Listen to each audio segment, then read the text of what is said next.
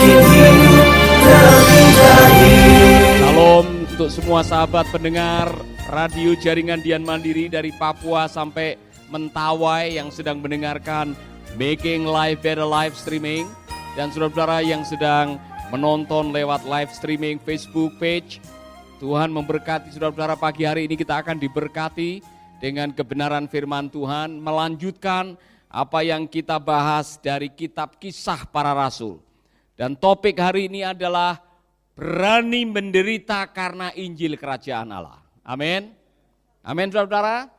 Kalau saudara membaca di dalam Kisah Para Rasul pasal yang ke-5, 6, dan 7, saudara akan berjumpa dengan aniaya, tekanan, siksaan, kesulitan yang dialami oleh para rasul dan jemaat Tuhan, saudara-saudara. Tetapi ada sesuatu yang menarik di situ, bahwa mereka berbahagia waktu menderita oleh karena mereka dianggap terhormat menderita bagi Tuhan. Jadi salah satu kunci kenapa Injil Yesus Kristus begitu cepat disebarkan dan perkembangan umat Tuhan begitu cepat bertambah, karena para murid dan para rasul mereka berani menderita bagi Tuhan. Amin. Katakan kepada teman yang ada di samping saudara, saya berani menderita bagi Tuhan. Yang benar. Saudara berani menderita bagi Tuhan? Amin. Haleluya. Saudara-saudara dengar baik-baik bahwa akhir-akhir ini jumlah orang yang mati syahid, orang Kristen yang mati karena mempertahankan iman sangat-sangat besar jumlahnya. Bahkan 10 tahun terakhir ini naik 60%. Menurut Thomas Schleiermacher dari International Society for Human Rights memperkirakan setiap tahunnya ada 7.000 sampai 8.000 orang Kristen yang menjadi martir.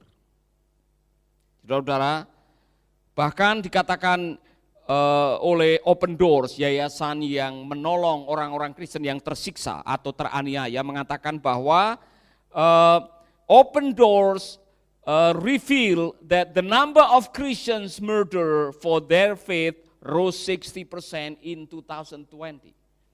Jadi jumlah orang Kristen yang mati membela imannya itu naik sampai 60% di tahun 2020. Apa artinya bagi kita, saudara? Artinya menjadi orang Kristen, menjadi pelayan Tuhan, menjadi hamba Tuhan harus siap menderita.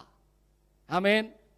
Dan itulah yang menjadi salah satu kunci keberhasilan gereja mula-mula, karena mereka tidak takut menderita, mereka tidak berhenti oleh karena ancaman aniaya, mereka tidak berhenti oleh karena tekanan-tekanan yang mereka alami. Mari kita akan melihat di dalam Kisah Rasul pasal 5 ayat 40 sampai 42.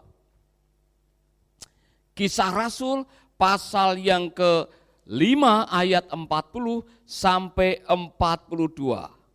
Mereka memanggil rasul-rasul itu, lalu menyesah mereka dan melarang mereka mengajar dalam nama Yesus. Sesudah itu mereka dilepaskan.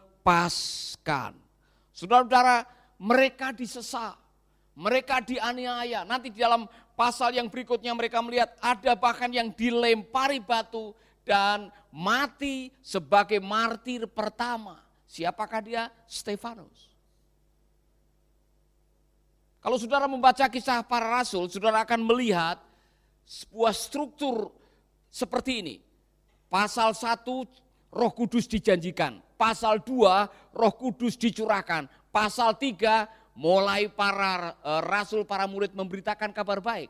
Setelah itu apa yang terjadi? Mujizat, aniaya. Mujizat, aniaya. Mujizat, aniaya. Jadi saudara-saudara, saya menemukan sebuah pattern atau pola. Kalau Anda benar-benar melayani Tuhan dan memberitakan Injil, saudara akan mengalami mujizat dan saudara akan mengalami tantangan. Kalau dalam pelayanan kok tidak ada tantangan sama sekali, saya mulai mempertanyakan. Saudara-saudara, salah satu karunia yang diberikan oleh Tuhan melalui kuasa Roh Kudus adalah Anda dimampukan, saya katakan, untuk memiliki conviction, keyakinan. Keyakinan itu yang membuat Anda punya courage, keberanian untuk berkomitmen memberitakan Injil apapun juga resikonya. Amin. Amin. Saudara siap menderita? Nah, akhir-akhir ini, saudara-saudara, kita semua, mohon maaf nih, kalau kita mau jujur, kita kalau mau melayani ambil zona nyaman. Ya kan? Kalau boleh tidak perlu harus ambil risiko melayani Tuhan. Ya kan? Kalau boleh semua jalan-jalan lancar, kalau semua boleh semua berjalan dengan tanpa halangan. Kalau perlu tidak ada masalah dalam pelayanan. Saya mengatakan kepada Anda, kalau Anda benar-benar mau mencari jiwa dan mau memberitakan kabar baik kepada yang terhilang, Anda pasti akan menghadapi halangan. Amin. Itu sudah jauh-jauh memberikan sebuah peringatan kepada kita. Peringatannya ada di dalam kitab Matius pasal yang ke-10 ayat pasal yang kelima ayat 10 sampai 12. Sudah ada peringatan. Sudah ada sebuah ayat yang mengatakan begini, berbahagialah orang yang dianiaya oleh sebab kebenaran, karena merekalah yang empunya kerajaan surga. Berbahagialah kamu jika karena aku kamu dicela dan dianiaya, dan kepadamu difitnahkan segala yang jahat. Bersukacitalah dan bergembiralah karena upahmu besar di surga. Sebab demikian juga telah dianiaya nabi-nabi yang sebelum kamu. Saya memberikan kata-kata dorongan untuk saudara-saudara di 10 negara. Ada 10 negara yang paling banyak terjadi aniaya. Salah satunya adalah Korea Utara. Dan negara-negara yang lain yang anti kekristenan, anti Yesus, anti Injil. Hampir setiap hari ada aniaya dan ada pembunuhan. Saya memberikan salut, rasa hormat dan penghargaan kepada orang-orang yang telah menjadi martir bagi Injil Yesus Kristus. Kami memberikan penghargaan setinggi-tingginya oleh karena Anda telah menjadi orang yang rela membela iman dan mengorbankan nyawa saudara, dan ayat ini digenapi buat Anda. Berbahagialah orang yang dianiaya oleh sebab kebenaran, karena merekalah yang empunya kerajaan surga. Berbahagialah kamu jika karena aku kamu dicela dan dianiaya dan kepadamu difitnahkan segala yang jahat. Bersukacitalah dan bergembiralah karena upahmu besar di surga, sebab demikian juga telah dianiaya nabi-nabi sebelum kamu. Jadi apa yang dikatakan oleh Tuhan Yesus? Kalau engkau dianiaya karena kebenaran, kalau engkau harus menjadi martir oleh karena Injil Yesus Kristus, kalau engkau dianiaya oleh karena engkau menjadi orang percaya, engkau mungkin dipojokkan, dizolimin, direndahkan, bahkan disisihkan oleh karena imanmu kepada Yesus Kristus. Berbahagialah. Berbahagialah saudara-saudara di Indonesia yang mungkin engkau sedang menghadapi tantangan iman. Di beberapa tempat engkau sulit beribadah. Di beberapa tempat engkau sulit mendirikan tempat ibadah. Di beberapa tempat engkau dipersulit. Gara-gara imanmu kepada Yesus Kristus, saya mengatakan berbahagialah. Semua mengucapkan itu. 1, 2, 3. Amin. Sikap kita terhadap aniaya karena kebenaran menentukan bagaimana kita mengakhiri perjalanan iman kita, perjalanan pelayanan kita. Makanya kalau saya pergi ke desa-desa, melihat para hamba Tuhan yang susah tapi masih tetap setia. Mereka hidup serba terbatas tapi masih memberitakan kabar baik dengan semangat, dengan senyum. Saya salut kepada mereka. Saya salut kepada Pak John Kause. Saya salut kepada Bapak Otniel. Saya salut kepada saudara semua yang melayani di Amanuban Selatan atau di Timur Tengah Selatan, di Sumba. Saya tahu Anda mengalami kesulitan. Tetapi oleh karena ada sukacita karena komitmen untuk berani berkorban bagi Injil Yesus Kristus, upahmu besar di surga. Amin. Karena sikap itulah yang membuat para murid pada akhirnya bertahan menghadapi kesulitan.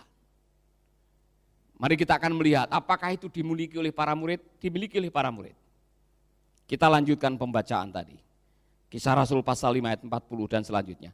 Rasul-rasul itu setelah disesah ya, setelah dianiaya, rasul-rasul itu, perhatikan baik-baik. Rasul-rasul itu meninggalkan sidang mahkamah agama dengan gembira. Karena mereka telah dianggap layak menderita penghinaan oleh karena nama Yesus. Dan setiap hari mereka melanjutkan pengajaran mereka di bait Allah dan rumah-rumah orang dan memberitakan Injil tentang Yesus Kristus yang adalah Mesias. Perhatikan baik-baik, ada dua kata kunci di situ. Dan mereka telah dianggap layak, mereka bergembira karena telah dianggap layak menderita, itu yang pertama. Yang kedua, melanjutkan. Dua kunci ini. Sikap Anda terhadap penderitaan dalam pelayanan menentukan sepak terjang Anda dalam pelayanan. Orang yang menganggap bahwa pelayanan adalah sebuah tantangan kesulitan yang harus diantisipasi, ketika pelayanan itu memberikan tekanan dan bahkan perlawanan dan penderitaan bagi mereka yang bersikap ini penghargaan, ini adalah keistimewaan dari Tuhan, maka mereka tidak akan pernah berhenti melayani Tuhan. Karena penderitaan dalam pelayanan adalah penghargaan. Saudara-saudara, saya harus mengatakan ini. Kita harus bersyukur kepada bapak-bapak gereja. Kita harus bersyukur buat hamba-hamba Tuhan yang telah datang di kampung saudara. Yang berani berkorban. Karena pengorbanan mereka telah membuahkan iman saudara. Sahabat, Anda baru saja mendengarkan program Making Life Better. Hubungi kami di 0811 3901 144 atau 0811 3901 140. Mari dukung pelayanan Making Life Better melalui rekening BCA 66 900 30525. Sekali lagi, 66 900 30525. Atas nama Paulus Wiratno. Terima kasih, Tuhan Yesus memberkati. Making life better, bikin hidup lebih baik.